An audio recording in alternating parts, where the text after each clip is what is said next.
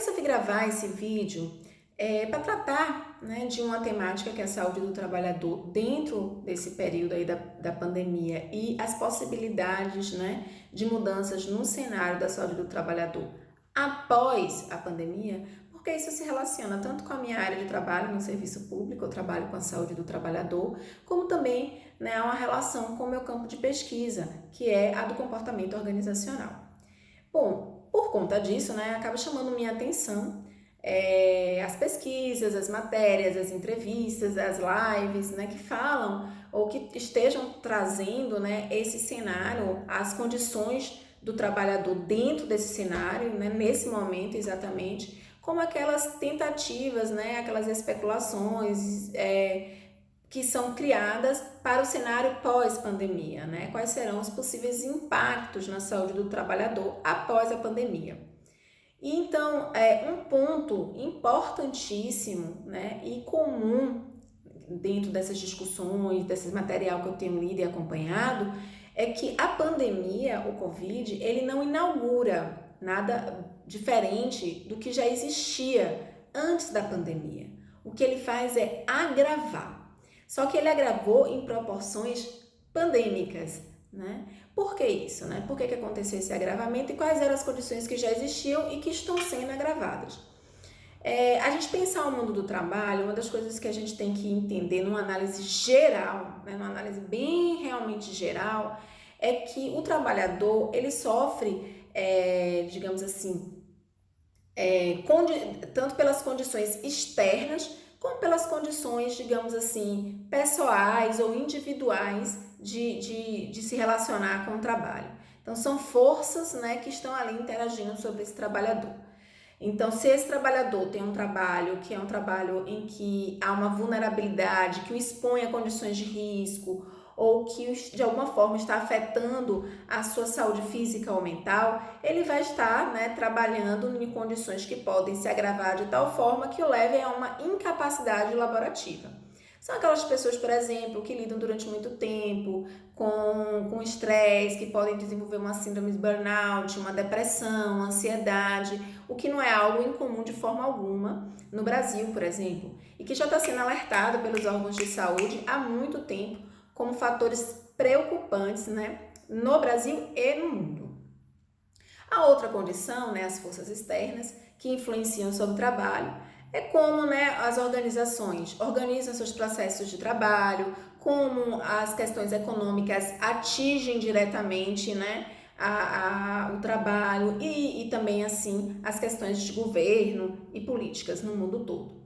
Então, todas essas condições, que são condições observáveis durante todo o tempo, estão em destaque no momento em que o Covid impactou diretamente na economia, diretamente no modelo que os governos estão lidando com a pandemia, que impactou diretamente na forma como as organizações estão tendo que lidar, né, com a pandemia, da mesma forma que as pessoas estão lidando com condições individuais assustadoras, a preocupação com a sua subsistência, com as questões financeiras, assim também como estão preocupadas com o adoecimento e com o risco à vida que o próprio Covid pode acarretar, né? Trazer. Tudo isso virou assim uma lupa. Mas essas situações já existiam antes, né? A gente vive numa sociedade, vamos pensar então um pouquinho antes, em que as condições de trabalho funcionam da seguinte forma, hegemonicamente falando. Os trabalhadores vendem a sua força de trabalho em troca de uma remuneração e essa remuneração garante a sua subsistência, certo? Acontece que existem fragilidades nesse processo, né? Crises econômicas que acontecem de tempos em tempos, que acabam fazendo com que pessoas lidem com desemprego, com perdas financeiras, com ameaça à sua subsistência, né? A gente lida com trabalhos que a gente pode dizer que são subempregos, que estão colocando as pessoas em condições de adoecimento, mas elas permanecem por uma necessidade. A gente lida com trabalhos em que as pessoas, isso sem falar no fator escravidão, que eu não vou entrar aqui, que exige ainda uma dimensão maior de análise. Mas assim, as questões políticas e econômicas sempre estão ali permeando, impactando, e as pessoas estão sempre lidando com essa condição de preciso trabalhar, mas estou sob a ameaça de perder o meu emprego, e sob essa ameaça, como como lidar, né, sem adoecer. Da mesma forma, nas condições de adoecimento na perspectiva individual, né, nós já temos números assustadores de pessoas que estão ansiosas, de pessoas com depressão, isso tratando da saúde mental, porque na saúde física também temos números assustadores em outras condições que têm gerado afastamento das pessoas dos seus ambientes de trabalho. Então, o que é que a gente pode pensar a partir disso? A gente tem esse cenário desde antes. Esse cenário foi agravado, foi posta uma lupa sobre isso nesse momento da pandemia.